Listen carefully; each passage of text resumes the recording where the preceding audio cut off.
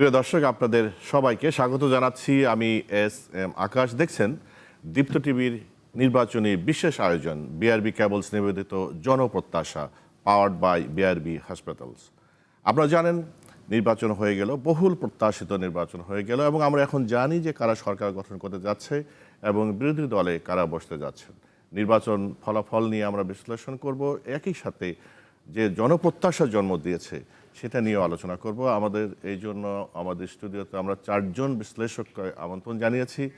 তাদের সাথে আপনাদের পরিচয় করে দিই। আমাদের সাথে রয়েছেন অধ্যাপক ডক্টর নুরুল আমিন ব্যাপারী, সাবেক চেয়ারম্যান রাষ্ট্রবিজ্ঞান বিভাগ, ঢাকা বিশ্ববিদ্যালয়। স্যার, আপনাকে স্বাগত জানাচ্ছি।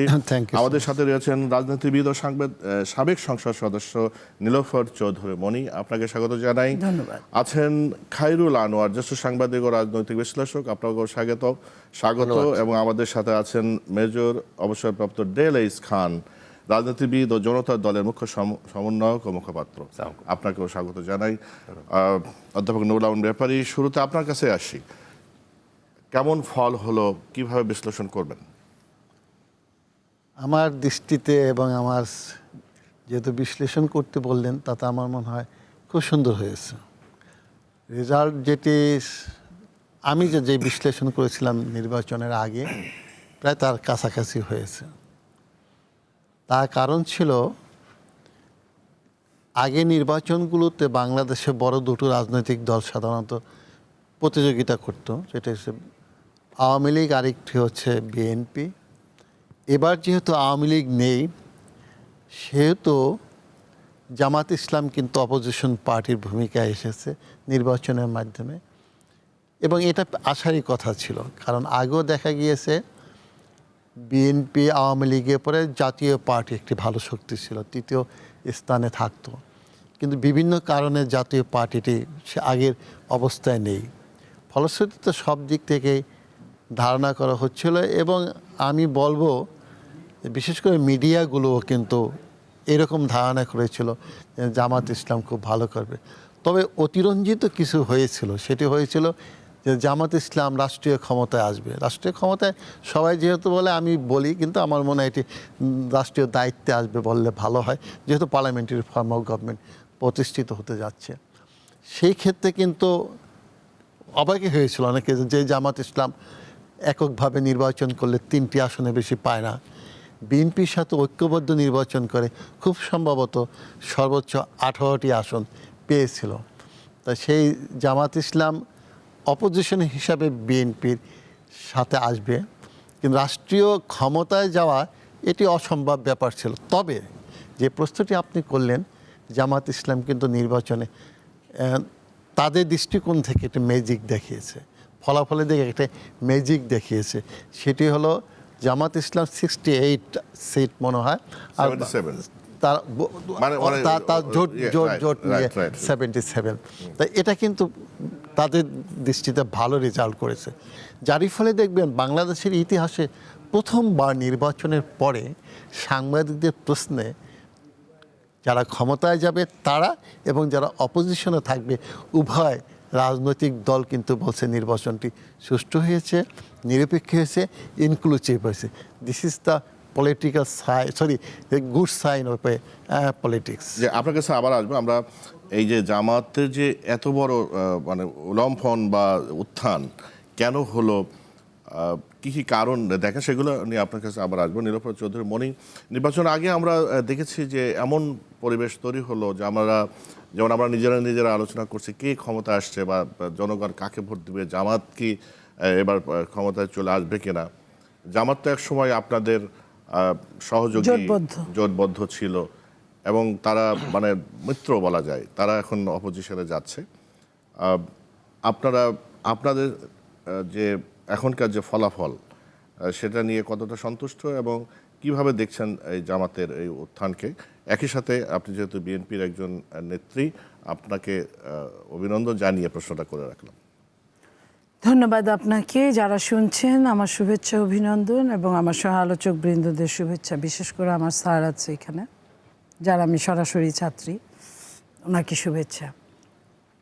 দেখেন, আমি প্রথমে আলহামদুলিল্লাহ বলতে চাই। আপনি আমাদের রেজাল্টের কথা বলেছেন, যে যা পেয়েছি তাতে আমরা তুষ্টি তবে গণতন্ত্রের স্বার্থে গণতন্ত্র কিন্তু আরেকটু কম হলে ভালো হতো, যদি অন্য অন্য দল থাকতো আরেকটু কম হতো, তাহলে ফাইটটা সুন্দর হতো এবং এই যে ক্রসে ফাইটে একটা ভালো কিছু উদ্ভাবন হয় গণতান্ত্রিক রাষ্ট্রে। সেটা একচেটিয়া আসনগুলো পেলে হয় কি, মানুষের ভেতরে একটা অহংবোধ জন্ম নেয়। যদিও আমরা বিশ্বাস করি বিএনপির এটা হবে না, কারণ বিএনপির যিনি কর্ণধার আমাদের নেতা জনাব তারেক রহমান, উনি এত বেশি জীবনে পোড় খেয়েছেন, এত বেশি ধাক্কার মধ্যে ছিলেন এতগুলো বছর, 17, 18, 19 বছর। উনি জীবন থেকে অনেক শিক্ষা নিয়েছেন, ওনার বক্তব্যগুলো তার প্রমাণ রাখে এবং ওনার কর্মকাণ্ডগুলো। আমরা আশাবাদী যে আমরা জনগণের জন্য কাজ করব, গণতন্ত্র সমুন্নত রাখার জন্য কাজ করব। এটা আমরা প্রথম দিন থেকে এই কথাটা বলছি। যেমন প্রথমেই উনি বিজয় মিছিল সেটাকে কিন্তু বন্ধ করে দিয়েছেন এবং বলেছেন এখানে আজকে জুম্মাবার, শুক্রবার, সেই নামাজের পরে মিলাদ হতে পারে, দোয়া হতে পারে। তো এই যে এই জায়গাটা থেকে প্রথম দিনে আমি খুব প্লিজড যে এই কথাটা বলার জন্য, যে একটা মিছিল হলে অনাকাঙ্ক্ষিত ঘটনা ঘটতে পারতো, যারা ফেল করেছে, জয়যুক্ত হতে পারে না, তাদের কষ্ট আরও বাড়তে পারতো। সেই সব কিছু মিলে মানুষকে কষ্ট দেওয়া আমাদের অভিরুচির মধ্যে পড়ে না, কাজ করাটা আমাদের নিয়তের মধ্যে পড়ে। তো সেইখানে আমি বলতে চাই যে বিএনপি একটা ভালো সরকার গঠন করবে এবং অচিরেই আপনাদের সামনে বিএনপি তার কার্যক্রম শুরু করবে। আর আমরা এই পর্যায়ে জামাতের কথাটা বলেছেন, আমি দুই কথায় শেষ করতে চাই। জামাত এতগুলো আসন পেয়েছে, এটা স্যার বলেছেন যে আওয়ামী লীগ নাই। আমি সেটার সঙ্গে পাশাপাশি বলতে চাই যে অনেকেই তো আসলে 2-3টা দল ছাড়া এই দেশে আর যে দলগুলো আছে এগুলো কিন্তু নাম সর্বস্ব দল, খুব একটা মানুষজন তাদের হয় না। তো জামাত এইখানে এই পাওয়ার কথা ছিল। আর ভোটের যে আধিক্য, সেটা আমি বলবো যে তাদের প্রচুর পয়সার মালিক, তারা পয়সা খরচ করে দুই হাতে, তারা প্রাতিষ্ঠানিকভাবে দল পরিচালনা করে, যাকে যা দিয়ে খুশি করা যায় তাকে তাই দিয়ে খুশি করে। যেখানে শরিয়া আইন প্রযোজ্য সেখানে শরিয়া আইনের কথা বলে, যেখানে শরিয়ার দরকার নাই সেখানে বলে না, যেখানে আল্লাহর লেখা দরকার সেখানে আল্লাহ লেখে, যেখানে লেখার দরকার নেই সেখান থেকে তুলে দেয়। এই যে মানুষের অভিরুচি দেখে যে তারা কাজ করে, এবং তাতে হয় কি কিছুক্ষণ সময়ের জন্য আপনাকে হিপনোটাইজ করা যায়, কিন্তু সব সময়ের জন্য না। সেই কিছুক্ষণ সময়টা আমি বলবো যে এই সময়টা। আর এমনিতেই তো আওয়ামী লীগ নাই, জামাত তার ভোট পাবে। আগামী কালকেও যদি আওয়ামী লীগ আসে, নেক্সট ইলেকশনে যদি আবার ভোটাভুটি হয়, তাহলে কিন্তু জামাত আমার ধারণা আগের জায়গাতেই ফিরে যাবে। জি, খায়রুল আনোয়ার, আপনি লেখালেখি করেন এবং দীর্ঘদিন সাংবাদিকতা করছেন। আপনি কিভাবে দেখেন বিশেষ করে এই যে জনরায় যেটা হলো? অনেক সময় আমরা আলোচনা করি জনগণ শেষ পর্যন্ত সঠিক সিদ্ধান্ত নেয়।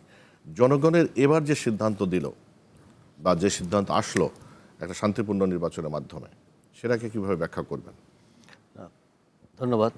ফলাফলের ক্ষেত্রে যেটা বলবো সেটা হচ্ছে 1991 সালের যে নির্বাচনটা হয়েছিল আর কি, সেই নির্বাচনে অনেক সময় রাজনীতি কিন্তু ঘটনার পুনরাবৃত্তি হয় আর কি। এবার কিন্তু অনেকটা পুনরাবৃত্তি হয়েছে। 91 সালের নির্বাচনে তখন আমি একটা দৈনিক পত্রিকায় কাজ করি এবং রাজনৈতিক বিট কভার করতাম আমি। তখন কিন্তু হাইপ উঠেছিল যে আওয়ামী লীগ বিপুল ভোটে জয়লাভ করবে এবং সরকার গঠন করবে, কিন্তু দেখা গেল নির্বাচনে বিএনপি জয়লাভ করেছে।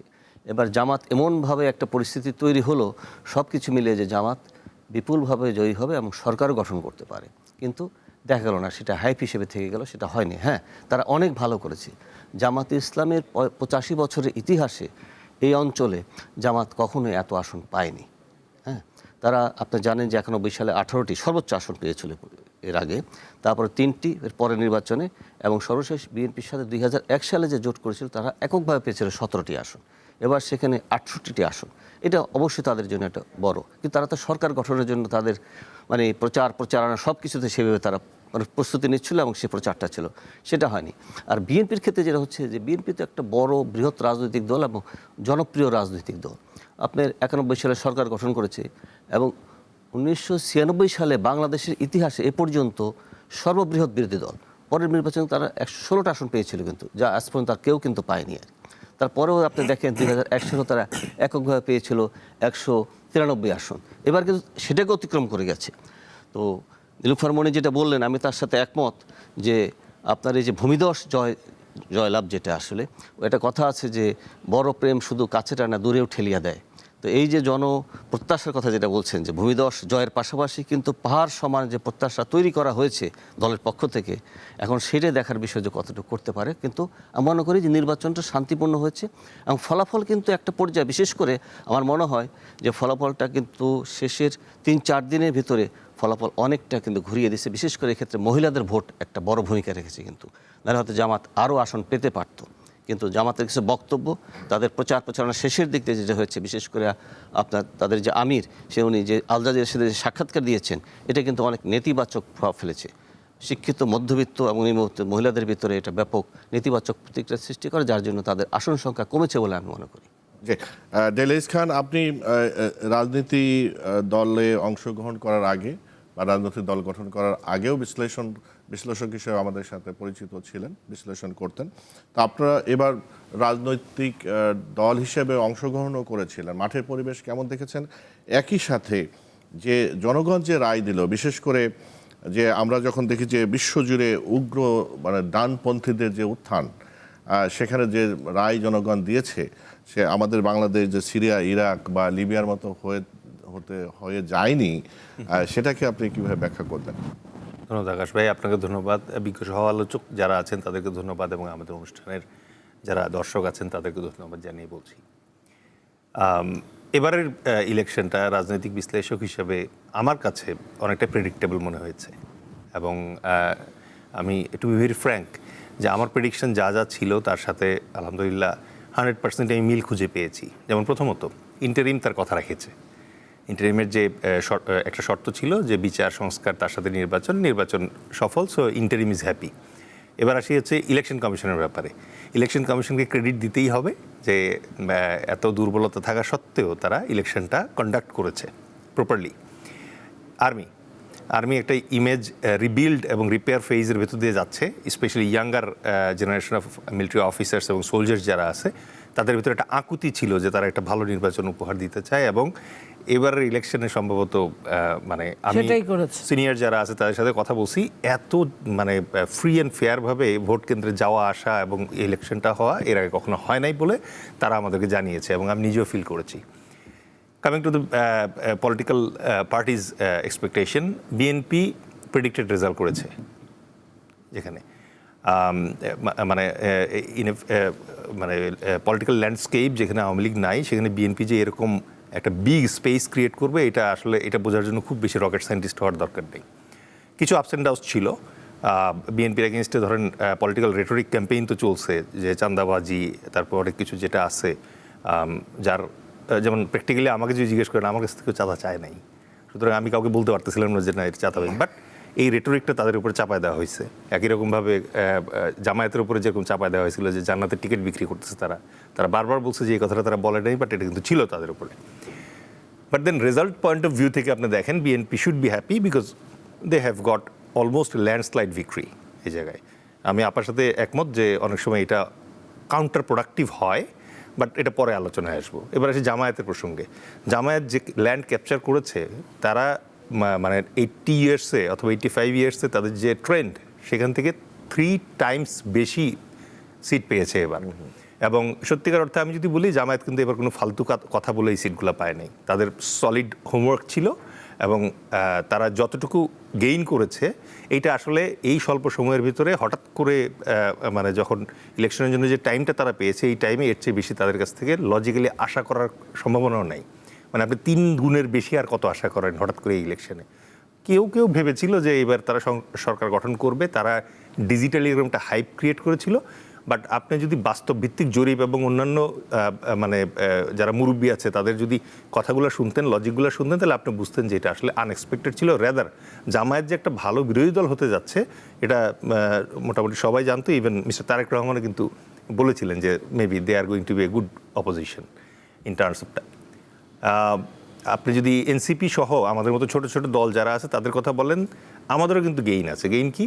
আমরা একটা সুস্থ পলিটিক্যাল পরিবেশ দেখার সুযোগ পেলাম এবার, যেখানে কন্টেস্টটা সুস্থ হয়। ওই হাঁটু ভেঙে দিয়ে তারপরে মনে করেন যে ফার্স্ট হওয়ার প্রবণতা ওটা ছিল না। ভোট কেন্দ্রগুলোতে তো আজে বাজে কিছু হয় নাই খুব একটা। So ultimately this was a political memory for us যে এই স্ট্যান্ডার্ডের একটা ইলেকশন করা সম্ভব হয়। নাও coming to the expectation part, আপনি যেটা বললেন যে রাইজ অফ যে রাইটিস্ট যারা আছে, উগ্র হ্যাঁ, এটা অনেকে ইয়ে করতেছিল না। আমার কাছে মনে হয় যে এটা আমাদের দেশের জন্য একটা বাস্তবতা, যেটা জামায়াত আমার কাছে মনে হয়েছে এবার এসে তারা বুঝতে শুরু করেছিল, তারা কোয়াইট লিবারেল হচ্ছিল। আপা একটু হাস্যরস করে বলছে যে যে যেটা শুনতে চায় তারা সেটা বলার চেষ্টা করছে। আই এম পলিটিক্যালি স্পিকিং যে এটাই আসলে লিবারেল পলিটিক্স হওয়া উচিত, যে একটু ফ্লেক্সিবল হওয়া উচিত, সো দ্যাট ধর্ম এবং পলিটিক্সকে একই বিন্দুতে কেউ গুলিয়ে না ফেলে।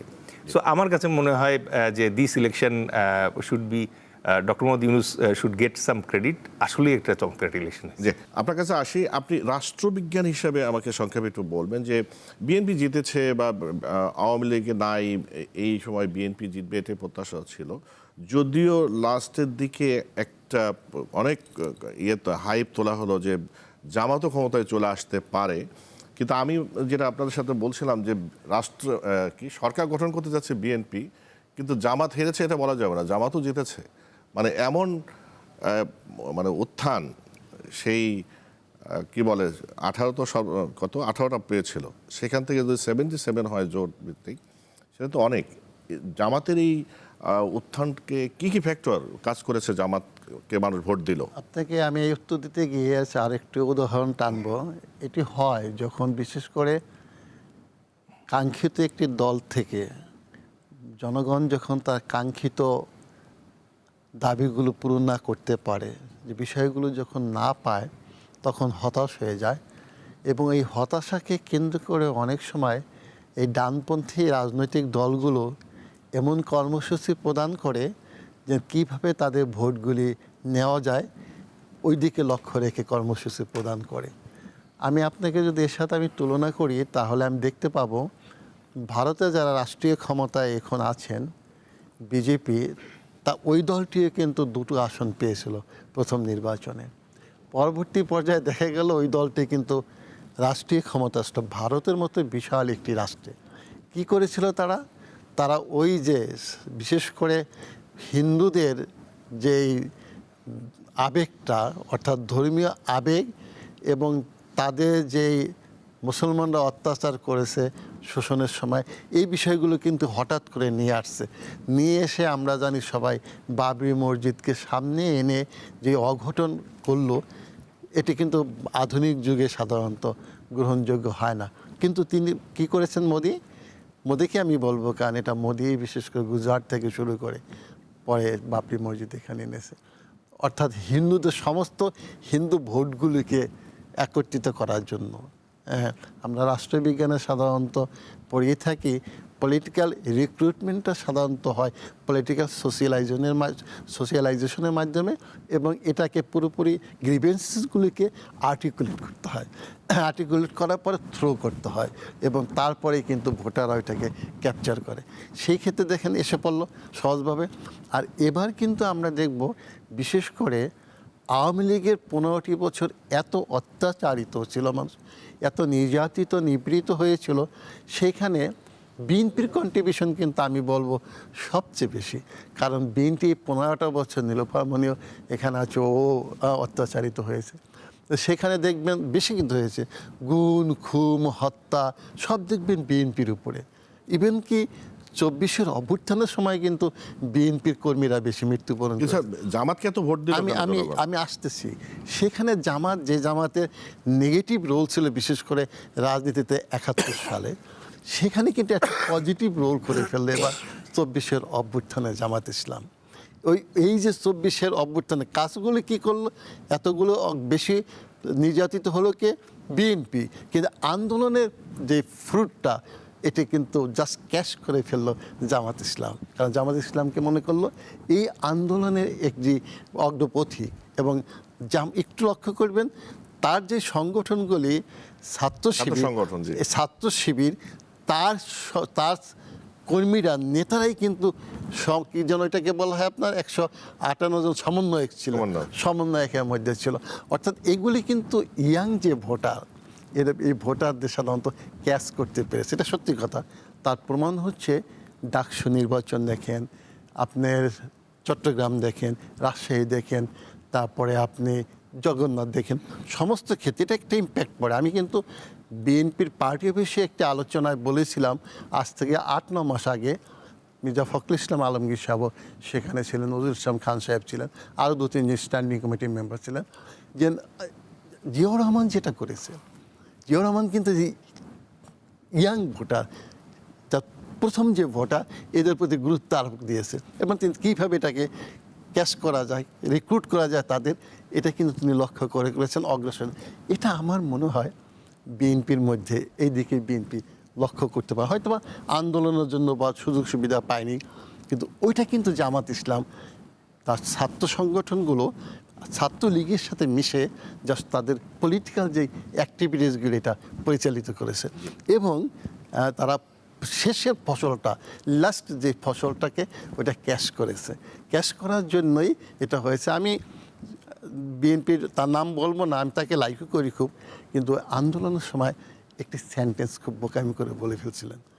হ্যাঁ, ওই সেন্টেন্সটাই কিন্তু অনেক দূরে। তারেক রহমান সাহেব লন্ডন বসে দিন রাত কিন্তু ওই আন্দোলনে কাজ করেছে সব, কিন্তু আন্দোলনের ওনারশিপটা না নিয়ে হঠাৎ করে একজন কিন্তু বলে ফেলছিলেন যে এই আন্দোলনের সাথে আমরা জড়িত নাই। কিন্তু এগুলি বিশ্লেষণ করতে সহজ, কিন্তু এই ইয়াং ভোটার, শিক্ষিত ভোটাররা কিন্তু এগুলো দেখে। নীলুফার মনি,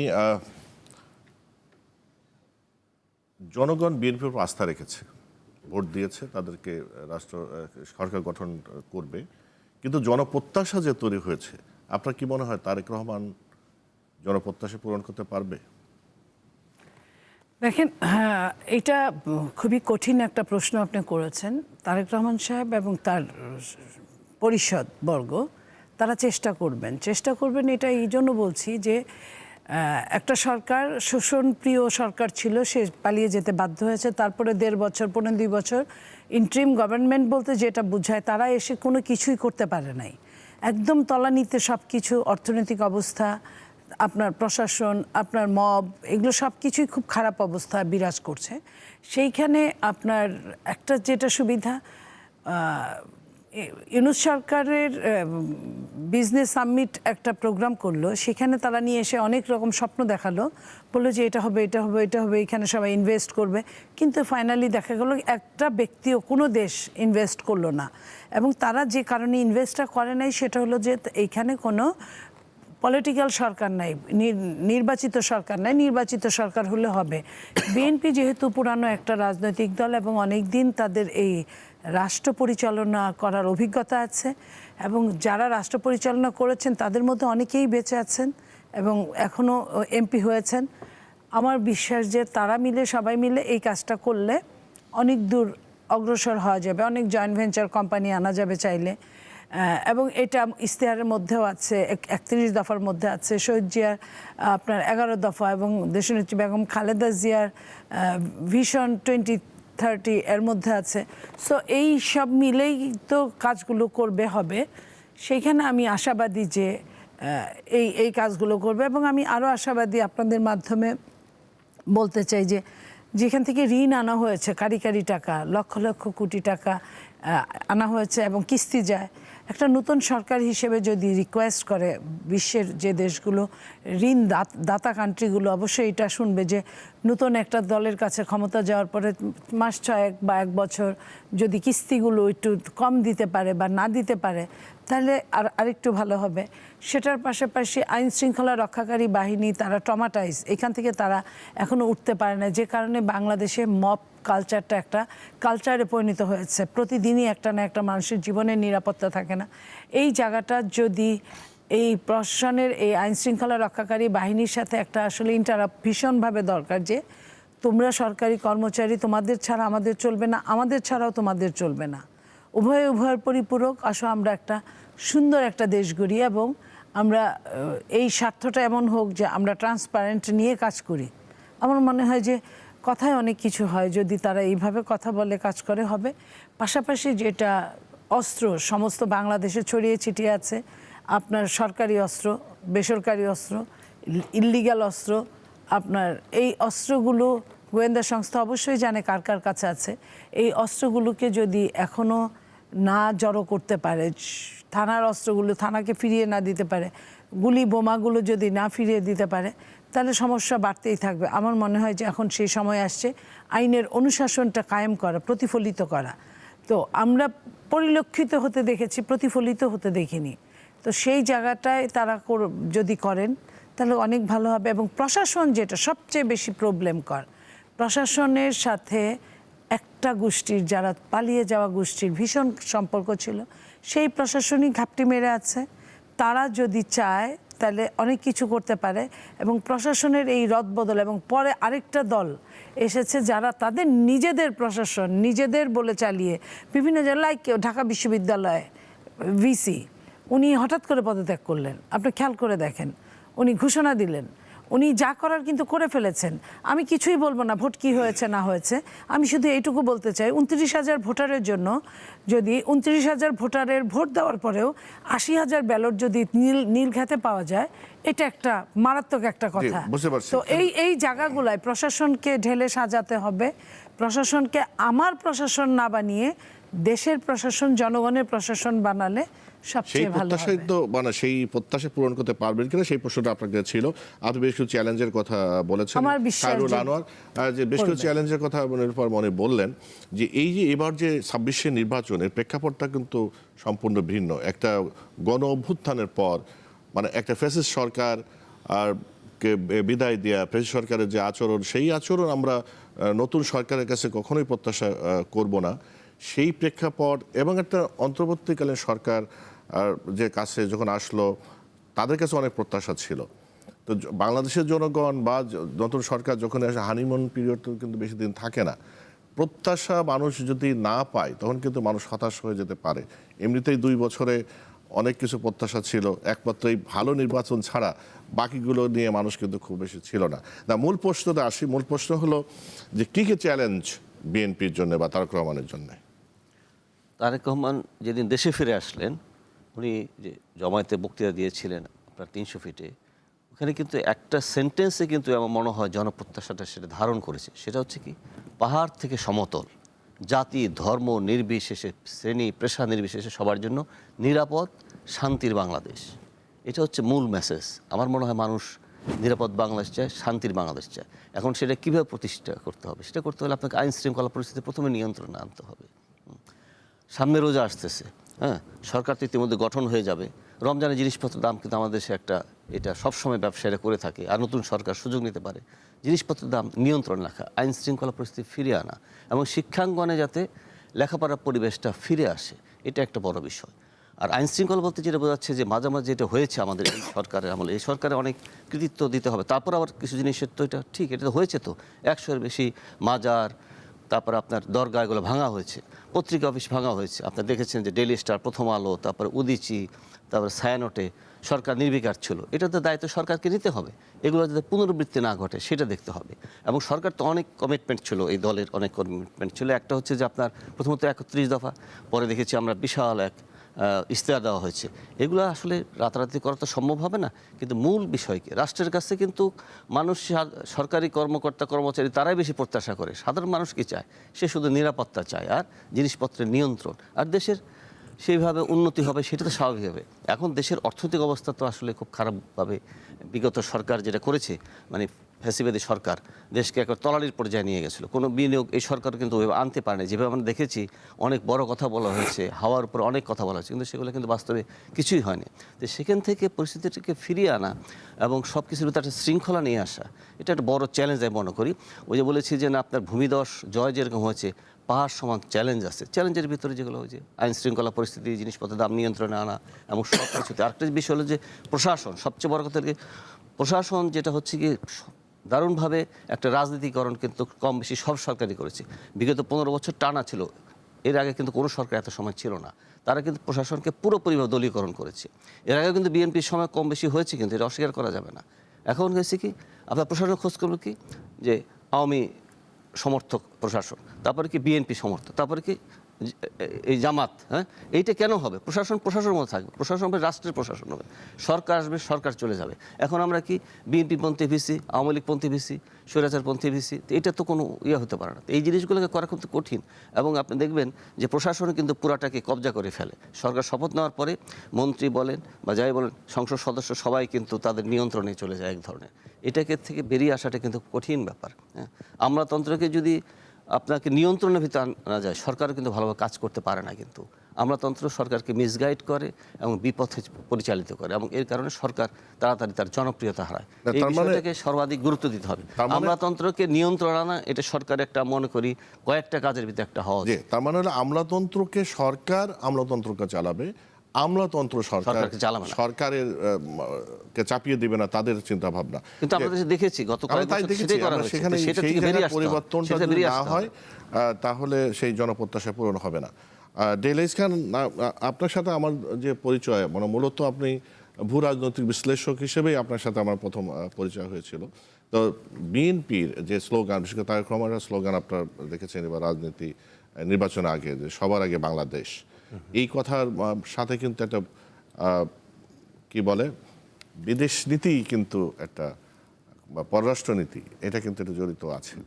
তো আপনার কাছে যেটা জানতে চাই, যে আমরা এর আগে আমরা দেখেছি যে যতবার নির্বাচন হয়েছে ভারত একটা ফ্যাক্টর থাকে, যে কেউ ভারত বিরোধী, কেউ ভারতের পক্ষের লোক, কেউ ভারতের বিপক্ষের লোক, কোনো রাজনৈতিক দল, ভারত একটা ইস্যু। এবার নির্বাচনে কিন্তু ওই অর্থে আমরা শুনি নাই যে ভারত বড় একটা ইস্যু হতে পারে, কিন্তু ভারত একটা ফ্যাক্টর।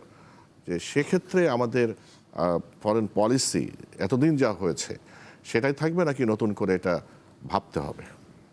ধন্যবাদ। আমি একটু আপনার আগের প্রশ্নগুলোর একটা অংশ থেকে ভারতের অথবা পররাষ্ট্রের এটাতে আসি। প্রথম কথা হচ্ছে, আপনি যেটা জিজ্ঞেস করছিলেন যে এক্সপেকটেশনটা কেমন হবে। দেখেন, মিস্টার তারেক রহমান অলরেডি 60+ একজন সিনিয়র নেতা, এবং তিনি দেশের বাইরে থেকে তার দলটাকে কিন্তু এক হাতে পরিচালনা করেছেন। সুতরাং একটা বড় দলকে পরিচালনার যে অভিজ্ঞতা, এটা তার আছে। রাষ্ট্র পরিচালনার অভিজ্ঞতার ব্যাপারে যদি আপনি আমাকে জিজ্ঞেস করেন, তাহলে আমি বলবো যে ডক্টর মোহাম্মদ ইউনূসেরও তো মানে রাষ্ট্র পরিচালনার অভিজ্ঞতা ছিল না। ছোট্ট একটা ক্যাবিনেট নিয়ে কিন্তু সে খারাপ চালায় নাই, ভালো চালাইছে। তার মানে এখানে কি ব্যাপারটা হচ্ছে, যে রাজা কিন্তু বাহুবলে শুধু রাজা হয় না, রাজা ভালো রাজা হয় হচ্ছে তার উপদেষ্টা পরিষদের গুণে। সুতরাং মিস্টার তারেক রহমান যদি তার আশেপাশে মানে সেই রকম জ্ঞানী, প্রজ্ঞাবান, দূরদর্শী উপদেষ্টাদেরকে রাখতে পারেন, যারা তাকে কন্টিনিউয়াস ইনপুট দিবে, তারা চারপাশে ক্যাপসুলের মতো কোটেশন ক্রিয়েট করবে না, যাতে উনি গ্লাসে আটকা পড়ে যান এবং আসলে বাইরে কী হচ্ছে দেখতে পাচ্ছেন না। ওইটা যদি উনি রোধ করতে পারেন, কন্ট্রোল করতে পারেন, তাহলে আমার ধারণা দেশ ভালোই চলবে। কারণ দেশ ভালো চলার যে রিকোয়ারমেন্টটা, জনপ্রত্যাশা, আজকের আমাদের অনুষ্ঠানের যে উপজীব্য, সেটা কিন্তু অলরেডি গত 2 বছরে আমরা এত বেশিবার বলছি যে শুধু এইটা নোট করে রাখলে পরে যে কোনো মানে রাষ্ট্রনায়ক এই দেশটা চালাতে পারবে। 1 2 নম্বর হচ্ছে আরেকটা বড় সুবিধা যেটা, সেটা হচ্ছে যে আওয়ামী লীগ গত 15-17 বছরে যা করে গেছে, ওটা না করলে দেশ ভালো চলবে। সুতরাং that is another text book example, যে কোনটা না করলে পরে দেশটা ভালো চলবে। আমি ব্যক্তিগতভাবে মিস্টার তারেক রহমানের কাছে যেটা এক্সপেক্ট করব, সেটা হচ্ছে যে প্রথম হচ্ছে আমাদের বাক স্বাধীনতাতে যেন আর কেউ হাত দিতে না পারে। এই যে আমরা আজকে যেরকম মুক্ত কণ্ঠে কথা বলতে পারতেছি, ডক্টর মোহাম্মদ ইউনূসের শাসনামলে আমরা এই জিনিসটা পেয়েছিলাম। আমরা ইন্টারনেটে, ফেসবুকে আমাদের স্ট্যাটাসগুলো দিতে পেরেছি। এইটা যেন আল্লাহর রাস্তায় এটা বন্ধ না করে, এটাতে যেন কোনো ধরনের মানে রেফারিং না হয়। সো এটা যদি ওপেন থাকে, তাহলে তার প্রতি কিন্তু একটা ন্যাচারাল যে এক্সপেকটেশন আছে, যে উনি বিলাতে অনেক দিন থেকে আসছেন, সুতরাং গণতন্ত্রের সূতিকাগার থেকে আসছেন উনি, আমরা ভালো কিছু এক্সপেক্ট করতে পারি। নেক্সট যেটা খুবই ইম্পর্ট্যান্ট একটা আসপেক্ট হবে, সেটা হচ্ছে যে অলরেডি যেটা বললেন যে আমলাতন্ত্র এবং অন্যান্য যে জায়গাগুলো আছে, এই জায়গাগুলোতে ওই বিগত ফ্যাসিস্ট এলিমেন্ট রয়ে গেছে। এই এলিমেন্ট হান্ট এবং ক্লিনজিং, এটা খুবই ইম্পর্ট্যান্ট হবে। নেক্সট খুবই ইম্পর্ট্যান্ট যেটা, সেটা হচ্ছে জুলাইয়ের যে মানে চার্টারটা আছে, এবং হাবোর্ড যেহেতু জয়যুক্ত হয়েছে, তাহলে ওই এক্সপেকটেশনটা কত প্রুডেন্টলি তারা ইমপ্লিমেন্ট করতেছে, এইটা কিন্তু জনগণ দেখবে। এবং তারেক রহমান এবং বিএনপিকে এটা মনে রাখতে হবে, তারা কিন্তু 100% ভোট নিয়ে মানে ক্ষমতায় আসেন নাই। বাংলাদেশে একটা বড় অংশের এক্সপেকটেশন যেটা আছে, যেটা তারা রিফ্লেক্ট করতেছেন না, তারাও কিন্তু এখন তাদের আন্ডারে, যেহেতু তারা সরকার গঠন করছেন। আমি যদি বিএনপিতে ভোট নাও দিয়ে থাকি, আজকে থেকে কিন্তু বিএনপি সরকার গঠন করলে পরে আমিও কিন্তু বাংলাদেশের নাগরিক, আমার এক্সপেকটেশনকেও তাকে দাম দিতে হবে। আর আরেকটা জিনিস খুব ইম্পর্টেন্ট, সেটা হচ্ছে ডক্টর মোহাম্মদ ইউনূসের যে একটা স্বজনপ্রীতি ছিল, এটা যেন উনি না দেখান। উনি ওই যে বড় বড় দুইটা দলকে ডাকতেন আর আরেকটা দলকে ইচ্ছাকৃতভাবে ডাকতেন, ঠিক আছে? তো এইটা যেন জনাব তারেক রহমান না করেন। হ্যাঁ, আমি এটা আশা করব উনি যদি ফিল করেন যে আমার ভিতরে বাংলাদেশকে দেওয়ার মতো কোনো টেকনোক্রেটিক অথবা পলিটিক্যাল এবিলিটি আছে, উনি শহীদ প্রেসিডেন্ট জিয়ার মতো আমাকে ডেকে নেবেন। উনি যদি আজকে আমাকে ডেকে বলেন যে আপনি এই কাজটা করবেন, আপনার ভিতরে এই ক্যাপাসিটি আছে, আমি জান দিয়ে দিব ওই জায়গায়, এটাতে কোনো সন্দেহ নেই। আমি দলমত নির্বিশেষে রাষ্ট্রের জন্য এটা করব। তো এই জিনিসটাতে উনি যদি কোনো স্বজনপ্রীতি না দেখান, তাহলে আমার ধারণা জনপ্রত্যাশা যেটা আছে, আমাদের ওই ম্যাচুরিটি আছে, আমরা জানি যে উনি 5 বছর সময় পাবেন, এই 5 বছরে উনি গুছায় গুছায় কাজ করুক। উনি যেহেতু কথা দিচ্ছেন, উনি যেহেতু বলছেন যে he has got a plan, we want to know what is that plan. উনি প্ল্যানটা বলতে পারলেই চলবে। আর শেষে আমি একটু ওই যে ভারত প্রসঙ্গটা ভারত প্রসঙ্গ যেটা হলো, যেহেতু এই প্রসঙ্গে বেশটা সময় চলে গেল, এই ভারত প্রসঙ্গটা তো 2-1 লাইনে শেষ করা যাবে না। আপনার কাছে আমি আসবো। আমি এখন একটু নীলুফার চৌধুরী মনির কাছে যাব, তার কারণ মনিয়াপার অন্য জায়গায় এটা চলে যেতে হবে। আর বিরতিতে যাওয়ার আগে আপনার কাছে যে প্রশ্নটা আমি ডিএলএস খানকার করেছিলাম, যে ভারতের সাথে বিএনপির সম্পর্ক কেমন হবে? দেখেন, ভারতের সাথে যে বিএনপির সম্পর্কটা এমন হবে, শহীদ প্রেসিডেন্ট জিয়াউর রহমানের কথা আসে। উনি বলেছিলেন যে বিদেশে আমাদের প্রভু নাই, বন্ধু আছে, সবার সঙ্গে বন্ধুত্ব, কারোর সঙ্গে শত্রুতা না। এটা হচ্ছে পররাষ্ট্র নীতি আমাদের। এখন অন্য কোনো রাষ্ট্র যদি আমাদেরকে বিমাতা সুলভ আচরণে দেখে বা করে, তাহলে আমরা আমাদের কৌশল দিয়ে, দক্ষতা দিয়ে ওটা আমরা কাজ করব। যেখানে যেটা প্রবলেম, সেই প্রবলেমের জায়গায় থাকবে, অন্য জায়গায় অন্য কিছুতে সব কিছু মিলে গুবলেট করা যাবে না। লাইক আপনার চায়নার সাথে ভারতের যে সম্পর্কটা অরুণাচল নিয়ে, সেখানে কিন্তু খুব খারাপ সম্পর্ক, দখলদারিত্বের সম্পর্ক। কিন্তু অন্য অন্য সম্পর্ক যখন এই রিজিয়ন নিয়ে সম্পর্কগুলো হয়, তখন কিন্তু তারা একযোগে একসাথে কাজ করে। লাইক বাংলাদেশ নিয়েও যখন কাজ হয়, তখনও কিন্তু তারা একসাথেই কাজ করে। তো এই জায়গাটায় আমাদের এইখান থেকে শিক্ষার আছে। শিক্ষা নিয়ে আমরা কাজ করতে চাই, মানে বিএনপি এই ধরনের কাজ করবে বলে আমরা আশাবাদী যে আপনার ভারতের সাথে আমাদের যেটা সমস্যা, পানি নিয়ে সমস্যা, অন্য কিছু নিয়ে সমস্যা, সেটা নিয়ে আমরা তাদের সাথে কথা বলবো, দেন দরবার করবো, না হলে আমরা আন্তর্জাতিক মহলে বিচার দিব। বাট অন্য সম্পর্কগুলা, কারণ সব কিছু পৃথিবীতে বদল করা যায় একমাত্র প্রতিবেশী এবং মা বাবা ছাড়া, সন্তান ছাড়া। তো প্রতিবেশী আমি চাইলেই যেহেতু বদল করতে পারবো না, আমার উচিত কি হবে? আমার উচিত তার জিনিস তার কাছে থাক, আমারটা আমার কাছে থাক, আমি যাতে সফল হতে পারি সেই ব্যবস্থাটা করা। এটা থাকবে এক জিনিস। আর অন্য রাষ্ট্রের সঙ্গেও আমাদের এই অবস্থাটাই থাকবে যে সর্বোচ্চ ভালো সম্পর্কটা যাতে শহীদ প্রেসিডেন্ট জিয়াউর রহমান, লাইক আমি এই কথাটাই বলবো, বা খালেদা জিয়া, তাদের সাথে যে সম্পর্কটা যেমন ছিল, তার উত্তরাধিকার, তার সন্তান, নিশ্চয়ই উনি এই ভুলগুলো করবেন না যে ভুলগুলো আপনার আওয়ামী লীগ করেছিল, যে আমাদের সঙ্গে পাশের দেশের সম্পর্ক স্বামী স্ত্রীর মতো। আমরা এইসব বলতে পারবো না, এইসব আমরা করতে পারবো না। তবে আমরা চরম বৈরিতাও আমরা আমাদের নিজে থেকে করব না। আমরা আমাদের জায়গায় আমাদের অবস্থান নিয়ে আমরা থাকতে। আমাদের সঙ্গে ছিলেন নীলুফা চৌধুরী মনি, বিএনপি নেতা। তাকে ছেড়ে দিতে হয়েছে, তার একটু ব্যস্ততা ছিল। আমরা আলোচনা কন্টিনিউ করছি। ডক্টর মোহাম্মদ নুরুল আমির ব্যাপারে আপনার কাছে জানতে চাই, যেটা নীলুফা চৌধুরী মনিকে প্রশ্ন করেছিলাম, সেটা হলো পররাষ্ট্রনীতি কী হবে, বিশেষ করে ভারতের সাথে সম্পর্ক। ভারত তো একটা বাস্তবতা, সেই সম্পর্ক আগের সরকারের যে সম্পর্ক ছিল, এই যে নতুন সরকার আসছে, ইতিমধ্যে নরেন্দ্র মোদী কিন্তু তারেক রহমানকে অভিনন্দন জানিয়েছে। তো রাজনৈতিক সরকারের সাথে ভালো সম্পর্ক হবে সেটা প্রত্যাশা, কিন্তু সেটা কেমন হবে? আসলে পররাষ্ট্রনীতি সম্পর্কে আমরা সাধারণত শ্রেণীকক্ষে যেটি আলোচনা করে থাকি ছাত্রীদের সাথে, খুব সহজ ব্যাপার এটা। মানে ভিতরে একটু কঠিন কিছু জিনিস তো আছেই। সেটি হলো আমরা সবসময় বলে থাকি যে foreign policy is determined by the domestic policy. Domestic পলিসির মাধ্যমে সাধারণত পররাষ্ট্রনীতি প্রতিফলিত হয়ে থাকে, এবং গত 15টি বছরে কিন্তু এই নীতি অনুসরণ করা হয়নি। এদেশের জনগণ কী চাচ্ছিল, ভারতের সাথে কতটুকু পর্যন্ত সম্পর্ক স্থাপন করা যায়, সেই দিকেও আগের সরকারটি লক্ষ্য রাখেনি। সরকার যেইভাবে স্থাপন করেছিল বৈদেশিক সম্পর্ক, সেটি ছিল প্রকৃতপক্ষে গভর্নমেন্ট টু গভর্নমেন্ট রিলেশনশিপ, এবং অনেক ক্ষেত্রে পার্টি টু পার্টি রিলেশনশিপ হয়েছে। আসলে পররাষ্ট্রনীতির ক্ষেত্রে গণতান্ত্রিক দেশগুলোতে নির্ভর করা হয় পিপলস টু পিপলস রিলেশনশিপ, এটার দিকে যায়নি।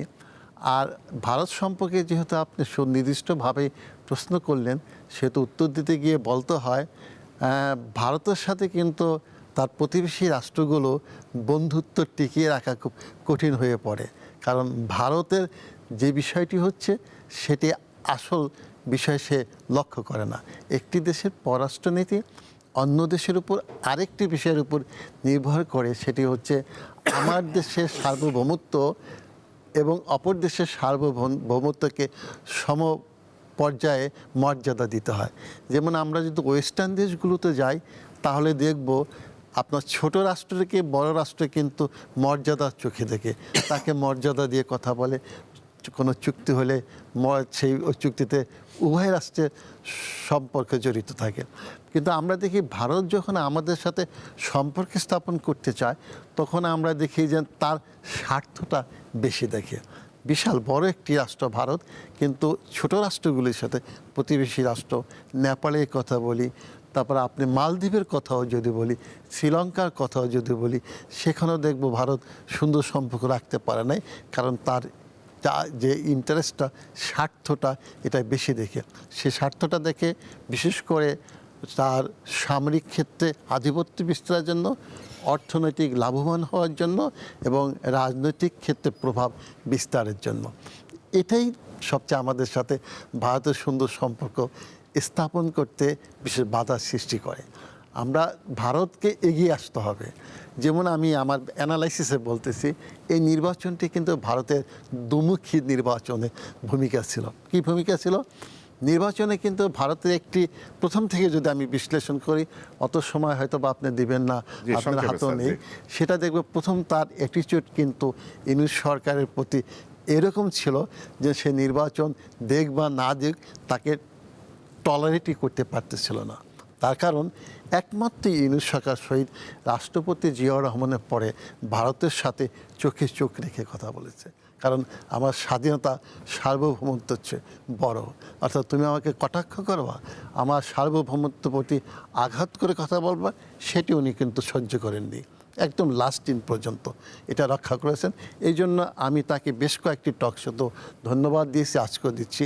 আমার মনে হয় আমার মর্যাদা সম্পর্ক রাখতে হবে, আমার দেশের মর্যাদা স্বার্থ রক্ষা করে। তাহলে আমি সেকেন্ড যেটা আনতেছি, দেখবেন এই নির্বাচনে কিন্তু দুদিন আগে, নির্বাচনে একদিন আগে, নির্বাচনে আগের রাত্রে আমাকে অনেক প্রশ্ন করেছে, ফোন করেছে, কালকে নির্বাচন হবে কি হবে না। নির্বাচন কিন্তু আমার যেদিন, তার একদিন আগে 12 ঘন্টা আগে টেলিফোন করতেছে নির্বাচন হবে কি হবে না।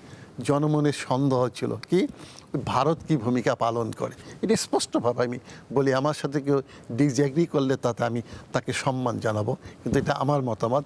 সে কিন্তু প্রথম দিন থেকে ইনক্লুড করতেছে, ইনক্লুসিভ ইলেকশন করতেছে চেয়েছিল কাকে নিয়ে, ওই একটি নির্দিষ্ট দলকে নিয়ে। আমি মনে করি তাদের ইনক্লুসিভ ইলেকশন, তাদের বিশাল দল, বিশাল ভোটার, তাদের তো সারা জীবন বাইরে রেখে চলা যাবে না। সেটা একটি প্রক্রিয়ার মাধ্যমে, সেই প্রক্রিয়াটিকে তিনি অ্যালাউ করেনি। সেটি হচ্ছে কি, ওই অপরাধীদের বিচার এই ভূখণ্ডে হতেই হবে। পৃথিবীর কোন দেশে নেই গণতান্ত্রিক দেশে হত্যাকারীকে তার বিচার করবে না, অপরাধীকে তার বিচার করবে না। সার্বভৌমত্বর সাথে বিশ্বাসঘাতকতা যে করেছে, বিডিআর হত্যাকাণ্ড সহ বিভিন্ন বিষয়, এগুলো বিচার ছাড়াই হয়ে যাবে। ইনক্লুসিভ ইলেকশন মানেই তো একমাত্র গণতন্ত্র না। আমরাকে গণতন্ত্রকে যেটা বলে থাকি, সেটি হচ্ছে বেশ কিছু বিষয় নিয়ে, এত ব্যাপক আলোচনা করব না, ওগুলো নিয়ে এই গণতন্ত্র। ভারত সেই দিকে কিন্তু লক্ষ্য করে নেই। এবং লাস্টে দেখবেন এই ইলেকশনটাকে আমি সব ব্যাখ্যা করবো না, এখানে অসুবিধা আছে। তার কারণ নির্বাচনে ভোটিং বিহেভিয়ার দেখবেন খুব ইন্টারেস্টিং। ভোটিং বিহেভিয়ার ইন্টারেস্টিং, অর্থাৎ আওয়ামী লীগের ভোটগুলো কোথায় কীভাবে গেল, এবং তার পিছনে কি তাহলে ভারত থেকে কিছু ইঙ্গিত দেওয়া হয়েছিল?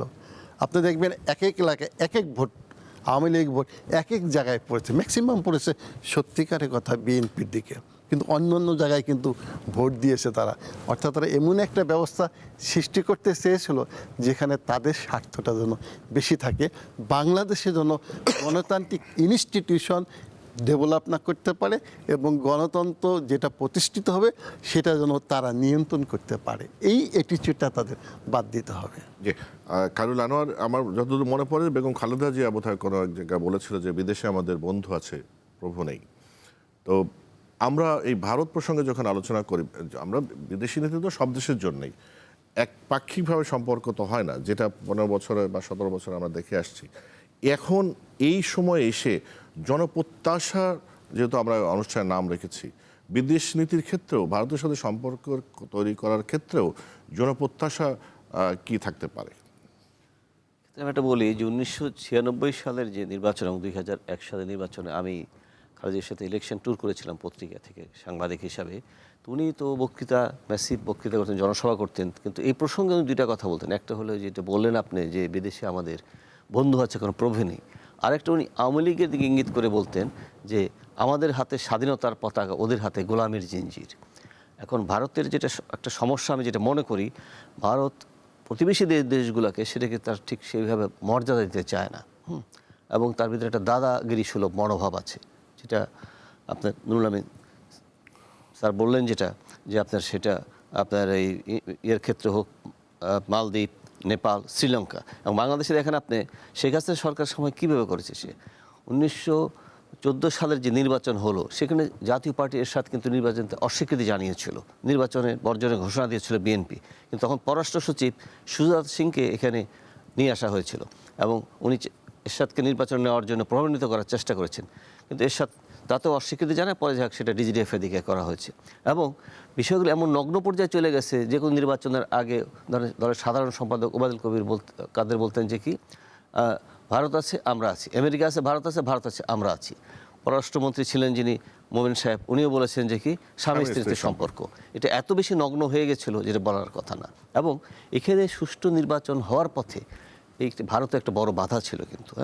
ভারতের যে বাংলাদেশের প্রতি একটা বৃহৎ ছোট দেশ হলো, তার প্রতিও যে তার একটা মর্যাদা দেওয়া উচিত, সৎ প্রতিবেশী হলেও সে আচরণ দেশে ভারত করেনি। কিন্তু এখন দৃষ্টিভঙ্গির পরিবর্তন হতে পারে, কারণ আমরা দেখেছি যে বেগম খালেদা জিয়া মারা যাওয়ার পরে এখানে ওদের পররাষ্ট্র মন্ত্রী উনি এসেছিলেন চিঠি নিয়ে আপনার নরেন্দ্র মোদীর শোক বার্তা এবং দীর্ঘ একটা সম্পর্ক উন্নয়নের ক্ষেত্রে একটা চিঠি হস্তান্তর করেছিলেন এবং ফল ঘোষণার পর প্রথম আনুষ্ঠানিকভাবে তারেক রহমানকে ফোনে উনি কংগ্রাচুলেট করেছেন এবং সম্পর্ক এগিয়ে নিয়ে যাওয়ার কথা। সেটা আগামী কয়েকদিনে দেখা যাবে ভারতের অ্যাটিটিউডটা কী হয় আমাদের, এটা একটা দেখার বিষয় আছে।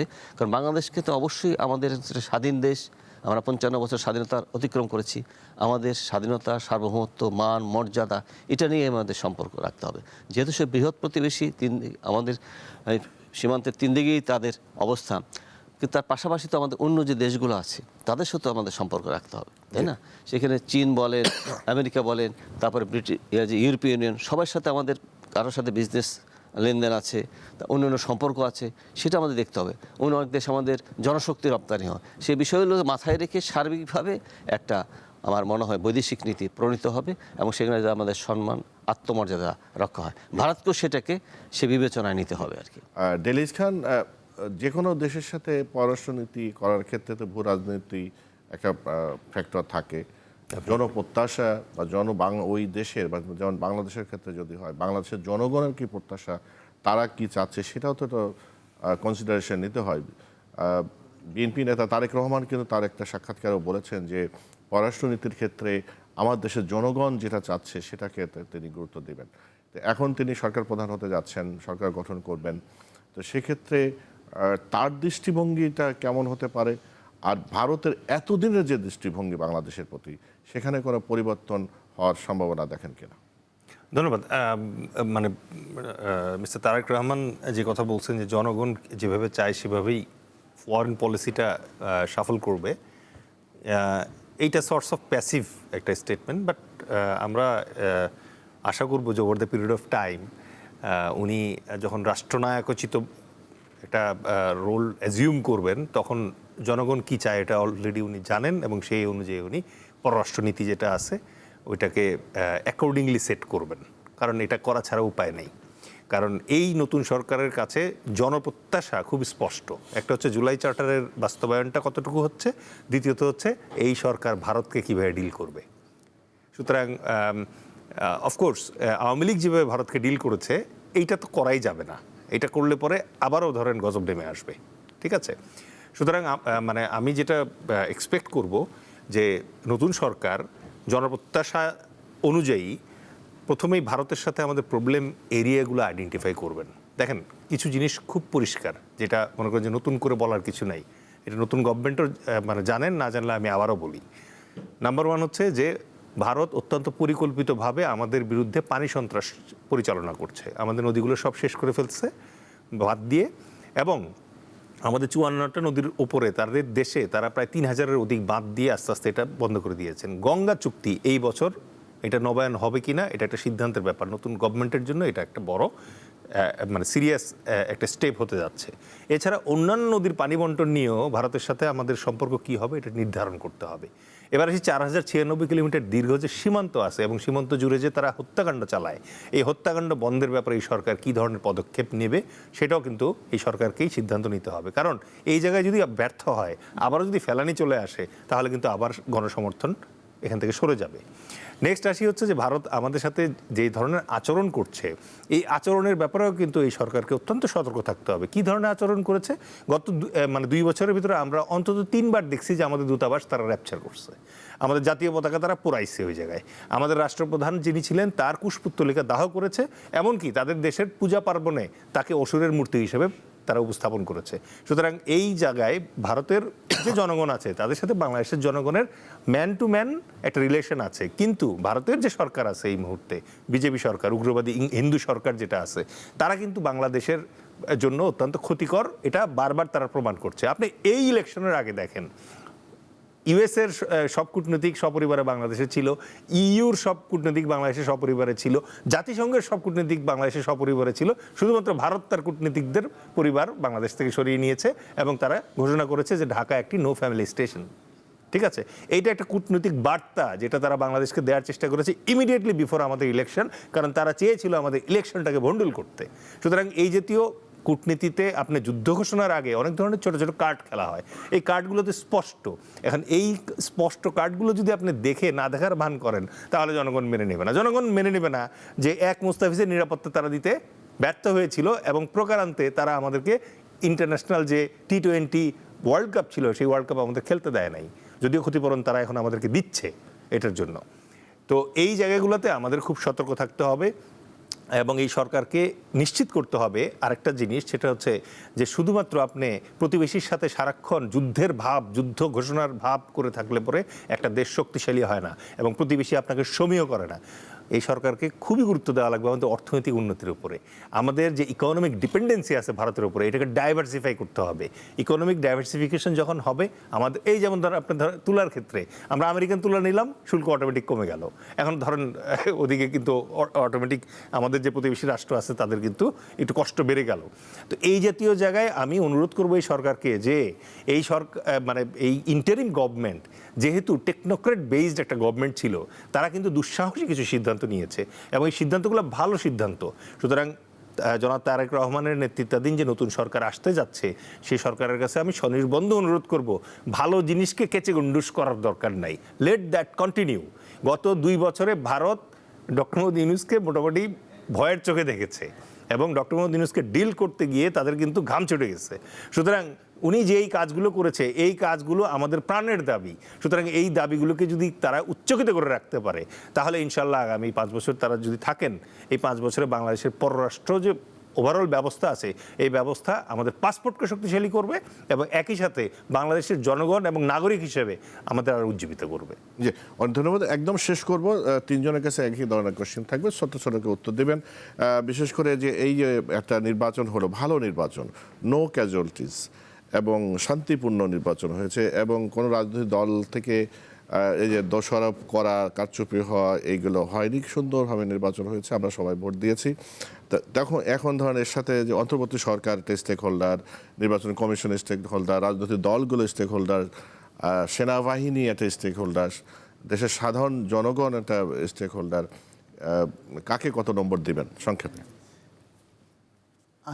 আসলে নাম্বার তো ভাগ ভাগ করে দিলে একটু অসুবিধাই হয়, কারণ কাকে এখানে কিন্তু সবাই নাম্বার পাবে, সবাই নাম্বার পাবে, এখানে সরকারও ভালো নাম্বার পাবে, কারণ সরকার যেহেতু রাষ্ট্রীয় ক্ষমতায় অধিষ্ঠিত আছে তার চেয়ে আমার তো মনে হয় তার বেশি নাম্বারে আমি তাকে দেব কেন এমন একটি সুন্দর নির্বাচন আমার দেখা মতে, অর্থাৎ আমি বাংলাদেশ স্বাধীনের পরে যতগুলো নির্বাচন দেখেছি তার মধ্যে সবচেয়ে ভালো নির্বাচন হয়েছে এটি, এবং এই জন্যই নাম্বার পাবে। কারণ একটা গণতান্ত্রিক ব্যবস্থায় একটি সুন্দর নির্বাচন, প্রথমে যেটি অপরিহার্য হচ্ছে নির্বাচন, যেটি উনি করতে পেরেছেন। এবং আমরা গণতন্ত্র থেকে আমাদের দেশীয় ভাষায় সাধারণত ইলেকট্রাল ডেমোক্রেসি হিসেবে বলি। গণতন্ত্র তো শুধু নির্বাচন না, কিন্তু আসল যে কাজটি করেছেন, যেটাকে একটা বৈধ সরকার প্রতিষ্ঠা করতে হয় নির্বাচনের মাধ্যমে, অর্থাৎ legitimacy means the approval of the people, যেটা আমরা আলোচনা করে থাকি, এবং এটি কিন্তু উনি করেছেন। জনগণ তার মত প্রকাশের ভোটের মাধ্যমে একটি সরকার, বৈধ সরকার প্রতিষ্ঠা করে দিতে পেরেছে। আগের সরকারগুলো নিয়ে কিন্তু কন্ট্রোভার্সি হতো, নির্বাচন হতো না, বৈধতা নিয়ে প্রশ্ন হতো। গত 3টি সরকার কিন্তু সবাই বলছে অবৈধ সরকার, অবৈধ সরকার। এটির জন্য আমি তাকে নাম্বার বেশি দেবো। আরেকটি দেব রাজনৈতিক দলগুলো আপনার পরমত সহিষ্ণুতার পরিচয় দিয়েছে। এটা কিন্তু গণতন্ত্র বড় একটি বৈশিষ্ট্য, এবং সর্বক্ষেত্রে সব দিকে আমি সবাইকেই দিব। বিশেষ করে জনগণ তো পাবেই, কারণ জনগণ তো বিশাল একটি অংশ যারা এই নির্বাচন অংশগ্রহণ করেছে। আর আমি সবচেয়ে দিব রাজনৈতিক দলগুলোকে আর সরকারকে দেব, এবং সেই ক্ষেত্রে দেব ওই যে গণতন্ত্রের peaceful transfer of power, smooth transfer of power, এটি হচ্ছে গণতন্ত্র বড় বৈশিষ্ট্য। নির্বাচনের মাধ্যমে শান্তিপূর্ণভাবে ক্ষমতা হস্তান্তর, সেটি হচ্ছে কিন্তু 2-3 দিনের মধ্যে দেখবেন খুব নির্বাচনটা শান্তিপূর্ণ হলো, এবং ক্ষমতার যে হস্তান্তরটা এটি শান্তিপূর্ণভাবে হয়ে যাচ্ছে। যার জন্য অপোজিশন পলিটিক্যাল পার্টি যারা ক্ষমতায় যাবে তারা, এবং যারা নির্বাচনটা করলো ক্ষমতাসীন, যেই আমার দেখব যারা অন্তর্বর্তীকালীন সরকার ছিল, তাদের সকলকে নাম্বার দেব সমভাবে, আর অভিনন্দনও জানাবো আমি। জি, অনেক ধন্যবাদ খায়রুল আনোয়ার। যে মানে যেটা হলো এত সুন্দর ভালো নির্বাচন হলো, বলো যে শেষ ভালো যার সব ভালো তার, মানে অন্তর্বর্তী সরকার অনেক কাজে হয়তো সমালোচনা থাকতে পারে, কিন্তু এত সুন্দর একটা নির্বাচন হওয়ার পরে কত নম্বর দেবেন? উভয় নম্বর দেওয়া মুশকিল। আমি কিন্তু প্রথমে নম্বর দেব সাধারণ মানুষকে, জনগণকে নম্বর দেব। কারণ আপনি দেখেন 24-এর যে গণ অভ্যুত্থান হলো, সেক্ষেত্রে কিন্তু হাজার হাজার মানুষ, লক্ষ লক্ষ মানুষ কিন্তু সাধারণ মানুষ নেমে এসেছিল। হ্যাঁ, বিশ্ববিদ্যালয়, স্কুল, কলেজের ছেলে মেয়ে, নারীরা যেভাবে নেমে আসছিল, সেটা বিরল, বাংলাদেশের ইতিহাসে কম দেখা গেছে। তো সেই হিসাবে আমার মনে হয় তাদের আকাঙ্ক্ষা ছিল ফ্যাসিবাদের শাসনের অবসান হোক, এবং দেশে গণতন্ত্র ফিরে আসুক, আইনের শাসন ফিরে আসুক। সেই হিসেবে তারা প্রথম নম্বর পাবে আমার মনে হয়, জনসাধারণ। আর তরুণরা যে নেতৃত্ব দিয়েছেন, এখন যারা পরে তারা রাজনৈতিক দল গঠন করেছেন, তাদের একটা ওই সময়ের ভূমিকার জন্য, সেই ভূমিকায় কিন্তু এই পর্যায়ে নিয়ে আসছে, সেটার জন্য তারা নম্বর পাবে। আর নির্বাচন তো অবশ্যই এটা বলতে হবে যে ইউনূস সাহেব বলেছিলেন যে ইতিহাসের সেরা নির্বাচন উনি করবেন। তো সেরা এটা নিয়ে অবশ্য অনেকগুলো তুলনার ব্যাপার আছে। তো আমি মনে করি অত্যন্ত ভালো একটা নির্বাচন হয়েছে, সহিংসতা ছাড়া, এবং যে ভয় আতঙ্ক সংখ্যা ছিল। প্রফেসর নুরুল আমিন বললেন যে কি আগের দিনও ফোন করেছে রাতের বেলা যে কি নির্বাচন হচ্ছে কিনা। তো এই যে দোদুল্যমানতা ছিল, সেখানে যে নির্বাচন শেষ পর্যন্ত হয়েছে, এবং আমি দেখি যে ভোটের যে টার্ন আউট যেটা, সেটা তো অত্যন্ত ভালো। একটা বড় দল নির্বাচন নেয়, কার্যক্রম নিষিদ্ধ থাকার পর, তারপরে আপনি দেখেন 60% উপস্থিতি ছিল। তো সব মিলিয়ে আমি মনে করি রাজনৈতিক দলগুলো এক্ষেত্রে নম্বর পাবে। আর তার আগে যেটা নির্বাচনটা সুন্দরভাবে করার জন্য, এবং প্রফেসর ইউনূস যে ফেব্রুয়ারিতে যে অঙ্গীকার করেছিলেন একদম লন্ডনে যে তারেক রহমানের সাথে, সেই অঙ্গীকার উনি রক্ষা করেছেন। ফেব্রুয়ারিতে নির্বাচনটা হয়ে গেছে, এই সংশয় সমস্ত কিছু সরিয়ে দিয়ে। এই জন্য অন্তর্বর্তী সরকার, বিশেষ করে প্রফেসর ইউনূস ভালো নম্বর পাবেন। এখন সেটা কি লেটার মার্কস পাবেন নাকি ফার্স্ট ডিভিশন নম্বর পাবেন, সেটা ভাগ করা যাবে না। আর নির্বাচন কমিশনকে অবশ্য ধন্যবাদ দিতে হবে। আর একটা বিষয় হচ্ছে যে আইন শৃঙ্খলা বাহিনী সব কিছুর পরেও তারা অনেক কিছু করতে পারেনি, তারা মব নিয়ন্ত্রণ করতে পারেনি, অনেক ঘটনা ঘটছে, তারপর তো নির্বাচনটা তারা সুষ্ঠুভাবে করেছে। সেখানে সেনাবাহিনী একটা বড় ভূমিকা ছিল, এবং সেনাবাহিনী প্রধান কিন্তু উনি কিন্তু 24-এর আগস্ট মাসে, সেপ্টেম্বরের দিকে উনি বলেছিলেন যে 18 মাসের মধ্যে দেশে একটা নির্বাচন হবে এবং গণতান্ত্রিক প্রক্রিয়া যাত্রা শুরু হবে। ঠিক সেই 18 মাসের মধ্যেই কিন্তু নির্বাচনটা হয়েছে, এবং এক্ষেত্রে তার ডিটারমাইন ছিল যে না, নির্বাচনটা ভালো হতে হবে, এবং দিয়েছে। সেই হিসাবে কিন্তু সব স্টেক হোল্ডারই এখানে ভাগাভাগি করা যাবে না, কে স্টার নম্বর পাবে, কে ফার্স্ট ডিভিশন নম্বর পাবে, কিন্তু সবাই নম্বর পাবে। সবাইকে এই কৃতিত্বটা দিতে হবে, যারা স্টেক হোল্ডার ছিল, রাজনৈতিক দল সহ সবাইকে দিতে হবে, সরকারকেও দিতে হবে, ইলেকশন কমিশনকে দিতে হবে, আইন শৃঙ্খলা বাহিনীকে দিতে হবে। দেলিস খান। জি, ধন্যবাদ। আমি স্কোরিং এর ব্যাপারটা তো শুরুতেই আমি যে বলেছিলেন। বরং আমি আপনার দেওয়ার সময়টাকে সুযোগ হিসেবে দুটো কথা নতুন সরকারের উদ্দেশ্যে বলতে চাই। প্রথমত যেটা হচ্ছে যে আমাদের পলিটিক্যাল গভর্নমেন্ট যারা আসে তারা যেহেতু টেকনোক্রেট ফোকাস হন না, এতে হয় কি যে বিভিন্ন মন্ত্রণালয়ে সাবজেক্ট ম্যাটার এক্সপার্টস যারা আছে তারা উভয় প্রায়োরিটি পায় না। সো এই জায়গাটাতে আমি নতুন গভর্নমেন্টের কাছে অনুরোধ করব যে আমাদের নিউ জেনারেশন যারা আছি আমরা তাদের পালসটা বোঝার চেষ্টা করেন। আমরা পলিটিক্যালি খুবই অ্যাওয়্যার। আমরা চাই যে যেই মন্ত্রণালয় যে চালাবে সেই মন্ত্রণালয়ের সাবজেক্টের উপরে যারা এক্সপার্টিস আছে তাদেরকে প্রায়োরিটি দেন। This is number 1। নাম্বার 2 যেটা হচ্ছে যে ছোট বড় বিভিন্ন পলিটিক্যাল পার্টির কিন্তু বিভিন্ন টপিকের উপরে অনেক ধরনের প্ল্যান আছে। এর ভেতরে কিছু কিছু প্ল্যান হয়তো আসলেও ভালো। সুতরাং আমি অনুরোধ করব তারা যেন অন্যান্য যে পলিটিক্যাল পার্টি আছে তাদের আমন্ত্রণ জানায় এবং তাদের প্ল্যানটা জানার চেষ্টা করে। যদি তাদের প্ল্যানটা ওনাদের প্ল্যানের চেয়ে বেটার হয় তাহলে যেন এটা অ্যাকসেপ্ট করে। এটা ন্যাশনাল আসপেক্টে করা উচিত। 3 নম্বরে আমি যেটা বলবো, কিছু এরিয়া ন্যাশনাল ইন্টারেস্ট বলে আলাদা করে ফেলা উচিত এবং এই জায়গায় পলিটিক্স না করাই ভালো। সো ন্যাশনাল ইন্টারেস্টের জায়গাগুলো আমি আশা করব জনাব তারেক রহমানের আন্ডারে এই গভর্নমেন্ট এইবার প্রথমবারের মতো আলাদা করতে পারবে, যেই জায়গায় সব দল মত নির্বিশেষে সবাই একত্রে ওই ইন্টারেস্টে কাজ করবে। 4 নম্বরে আমি যেটা বলবো সেটা হচ্ছে ইন্টারিম গভর্নমেন্টের অনেক চমৎকার উদ্যোগ ছিল। এই উদ্যোগগুলোকে ডিসকার্ড না করে দিয়ে কন্টিনিউটি রাখাটা খুব জরুরি। এটা যদি কন্টিনিউ করে তাহলে আমার মনে হয় জনপ্রত্যাশার অনেকটাই এখানে আসবে। আর সর্বোপরি আমি একটা জিনিস যেটা বলবো সেটা হচ্ছে যে আল্লাহর রাস্তে সামনে আর্মি, নেভি, এয়ারফোর্স, পুলিশ এবং আমলা এদেরকে আর রাজনীতির মানে পণ না বানানোর জন্য এই পলিটিসিজাইজেশন করতে গিয়েই আসলে এই একটা গভর্নমেন্টের আগে ফ্যাসিস্ট হয়ে গেছে এবং আমরা 1400 প্রাণ হারিয়েছি। আমি আবার অনুরোধ করব এই একটা জায়গায় let them do their job. Army should do army's job, bureaucracy should do bureaucracy's job, and political leader হিসেবে আপনাদের কাজ হচ্ছে ন্যাশনাল লিডারশিপ রেন্ডার করা। আপনারা ওইটাতে ফোকাস করেন এবং এই লিডারশিপের আপনারা একেবারে প্রকৃষ্ট উদাহরণ আপনাদের দলেই আছে। লেট প্রেসিডেন্ট জিয়াউর রহমানের যে লিডারশিপ আদর্শগুলো আছে শুধু ওই কয়টা ফলো করলে আর কিছু লাগবে না। ধন্যবাদ। অনেক ধন্যবাদ আপনাদের সবাইকে। অধ্যাপক নুরুল আমিন ব্যাপারী আপনাকে অনেক ধন্যবাদ, খায়রুল আনোয়ার অনেক ধন্যবাদ, মেজর ডেল-এস খান আপনাকে অনেক ধন্যবাদ। প্রিয় দর্শক আপনাদের অনেক ধন্যবাদ। নতুন সরকার আমরা পেতে যাচ্ছি।